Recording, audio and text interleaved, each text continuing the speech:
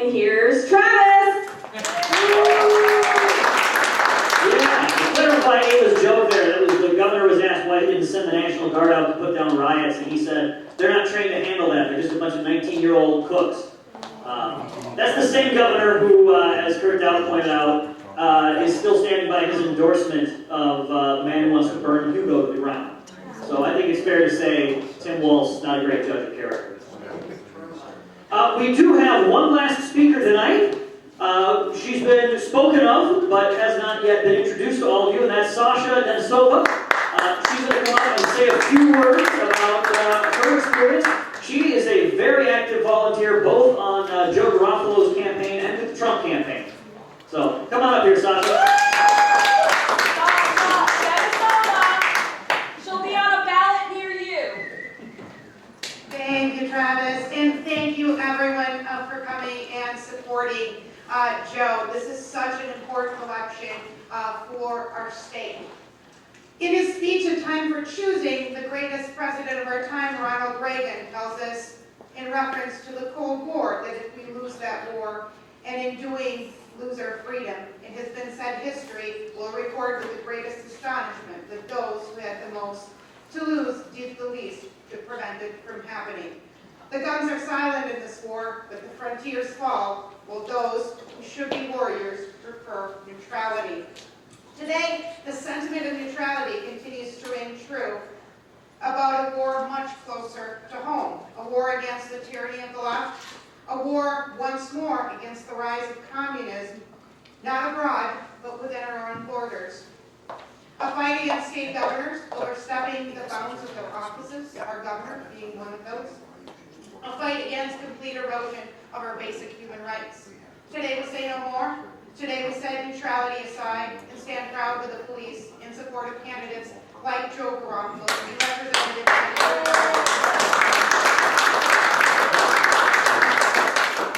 We demand law and order. We demand the ability to run our businesses as we see fit. We demand the right to make our own decisions for our lives. Joe Garofalo stands for the working people. Being a small business owner himself, he understands the undue partnerships that have been put upon our businesses across the great state of Minnesota. Joe stands with our police officers to restore law and order to ensure that our children have a future free of violence.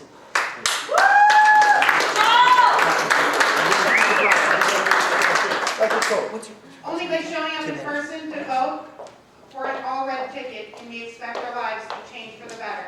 Join me in voting Joe Garofalo for Minnesota House, Karen Housley for Minnesota Senate, Jason Lewis, and Donald J. Trump.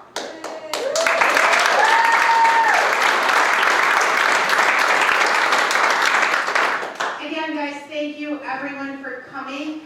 Early voting is open, so you can show up and vote early. There's actually a place in Stillwater where you can go. I do have a list of those if you're interested. I've already went and voted, and it's super easy. There's no line. You can fill out the ballot, and then you yourself put it in a box. The machines will be in those offices starting the 25th, so you have that opportunity to vote early, and you can vote early in person.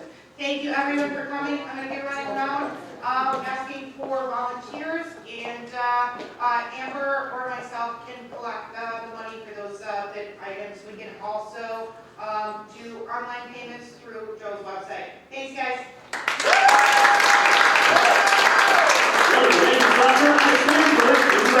One last speaker, that is Tim Anderson, who has been running the camera of the evening. He is just going to say a few words here quickly about our competitiveness in the global market. Here you go, Tim. Thank you very much. A lot of people ask me, why should you support Donald Trump? I'll tell you, prior to Donald Trump, America had a 35% corporate tax rate. China has a 25% tax rate. Mexico and Canada also had a 25% corporate tax rate. That basically means it's 10% more profitable pre-Trump to make it in Canada, Mexico, or China. Now, Biden, China Joe, has promised to raise our corporate tax rate to 28%.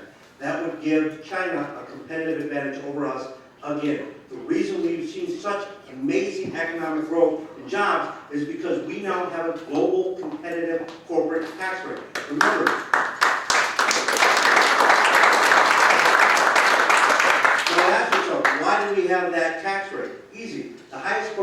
rate meant our politicians, Republican and Democrat, sold those tax breaks for the highest bidder. Biden is a typical politician. He's going to go back to a really high corporate tax rate, and he's going to sell those tax deductions to the highest bidder, and it's going to kill the American economy. But it benefits politicians like Biden and Hunter. But Trump, being a politician, not being a politician, he just gave America a competitive corporate tax rate. And in a competitive environment, American workers can crush the world, but we cannot overcome a 10% tax penalty just to make it here in our country. That's the reason I support Trump. When people ask you why you support and love Trump, bring up the taxes, bring up the tax rate. By the way, the global corporate average is 23. We were at 35. We are now at 21. We have a global competitive rate for the first time in my lifetime. That's why our economy is booming, and it will again after this China virus is gone. And I want to thank you. And if anybody needs advice on why you support Donald Trump, I run mypresidenttrump.com. Call me. I'll defend Trump on any issue, anytime, anywhere. And I want to thank everybody. I want to support our candidates. And remember, Republicans are the party of economic prosperity. Please, please support, get out, knock, door knock, call, donate. I'm Tim with mypresidenttrump.com. Thank you very much.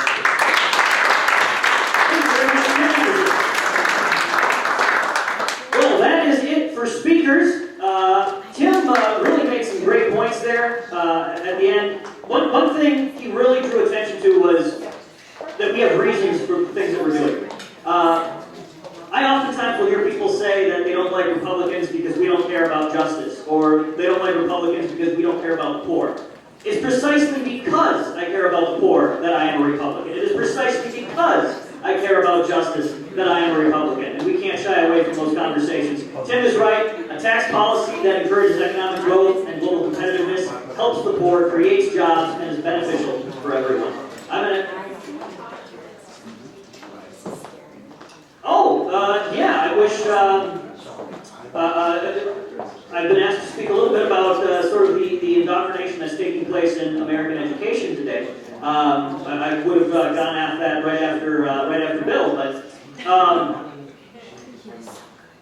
the word justice is a word that I just used, and it needs no modifiers.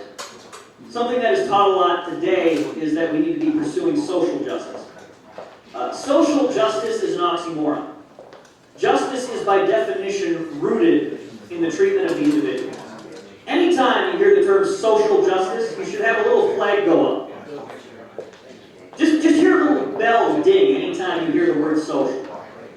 And consider how it's being used. Because this is kind of it's become a meaningless term that just gets affixed to other terms to somehow make them seem generally good. Social justice, social engineering, social program, social worker, social studies. What do these things even mean? What's social about them? You got to explain that to me. You can't just tack it on.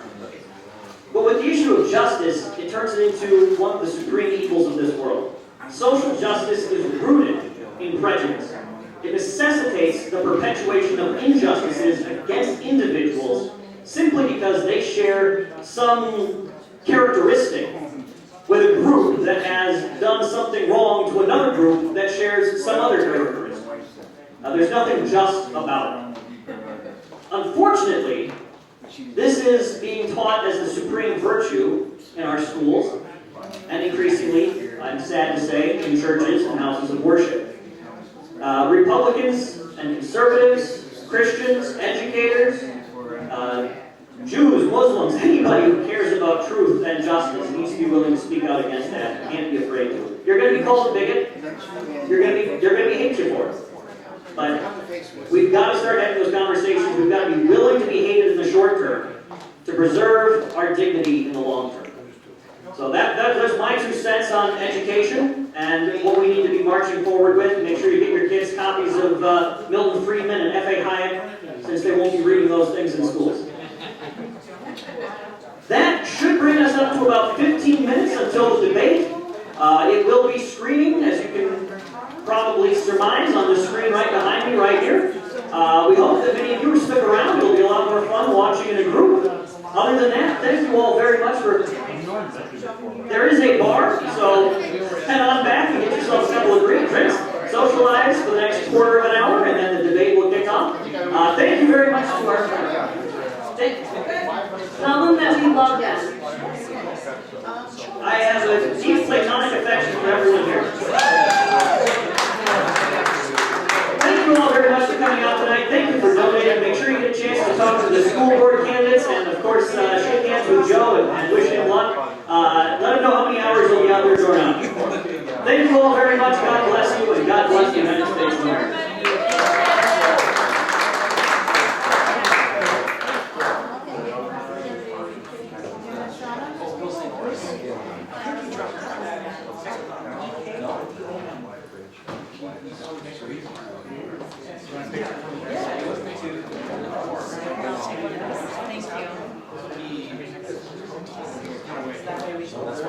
Yeah. That's just my understanding. His wife's still married. Yeah. What are you gonna do? Yeah, that's heartbreaking. What are you gonna do? You mean I'm gonna fill it?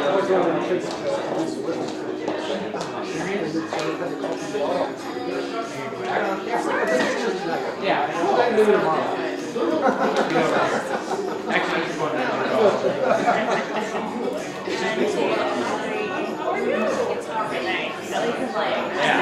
Thanks for being here. I look up to a lot of your idols. You're great and great. I'm here to say, they always say, some phone calls. Yeah, I